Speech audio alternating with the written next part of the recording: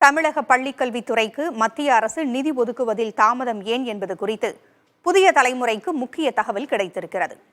தகவல் அறியும் உரிமை சட்டத்தின் மூலம் கிடைத்த தகவல்களை விரிவாக பார்க்கலாம்.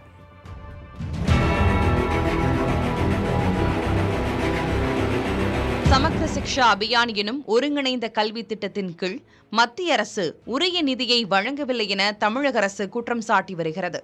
இதன்படி தமிழகத்திற்கு முதல் தவணையாக வழங்க வேண்டிய 573 கோடி ரூபாயை மத்திய அரசு இன்னும் விடுவிக்கவில்லை. நிதியை விரைந்து விடுவிக்க கோரி ஆகஸ்ட் 27ஆம் தேதி பிரதமர் மோடிக்கு முதலமைச்சர் மு.க.ஸ்டாலின் கடிதம் எழுதினார். பின்னர் நேரிலும் சந்தித்து நிதி கோரிய நிலையில் மத்திய அரசு இன்னும் நிதியை விடுவிக்கவில்லை. தேசிய கல்விக் கொள்கையை தமிழக அரசு ஏற்காமல் இருப்பதால்தான் சமக்ரா சிக்ஷா திட்டத்துக்கு நிதி வழங்கப்படவில்லை என்ற குற்றச்சாட்டை பாஜக நிர்வாகிகள் மறுத்து வருகின்றனர். இந்த நிலையில் மத்திய அரசின் பள்ளிக் கல்வித்துறை அமைச்சகத்திற்கு தகவல் அறியும் உரிமை சட்டத்தின் கீழ் புதிய தலைமுறை செய்தியாளர் மருது பாண்டி பல்வேறு கேள்விகளை எழுப்பியிருந்தார். மத்திய அரசால் கொண்டுவரப்பட்ட சமக்ரா சிக்ஷா அபியான் கல்விக் கொள்கையை எந்தெந்த மாநிலங்கள் ஏற்றுக்கொண்டுள்ளன, எந்தெந்த மாநிலங்கள் ஏற்கவில்லை என்ற கேள்விக்கு இது கல்வித்துறை சார்ந்த கேள்வி இல்லை என கூறி பதில் அளிக்கப்படவில்லை. 2020-2024 நிதியாண்டுகளில் தமிழகத்தில் பள்ளிக் கல்வித்துறையை மேம்படுத்த மத்திய அரசு எவ்வளவு நிதி ஒதுக்கியுள்ளது என்றும் எவ்வளவு நிதி முன்மொழியப்பட்டது என்றும் கேட்கப்பட்டது.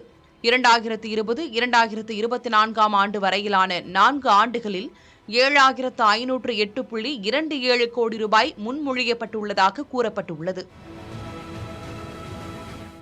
எவ்வளவு நிதி விடுவிக்கப்பட்டுள்ளது என்ற கேள்விக்கு 7199.55 கோடி ரூபாய் விடுவிக்கப்பட்டுள்ளதாகவும் தெரிவிக்கப்பட்டுள்ளது. தற்போது வரை 4 ஆண்டுகளில் 308.72 கோடி நிலுவைத் தொகை இருப்பதும் தெரியவந்துள்ளது.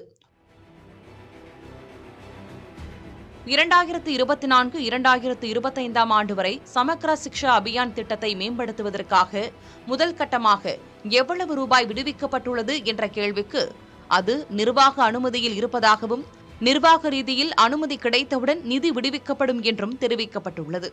இதற்கென கால அவகாசம் கூற இயலாது என்றும் கூறப்பட்டுள்ளது.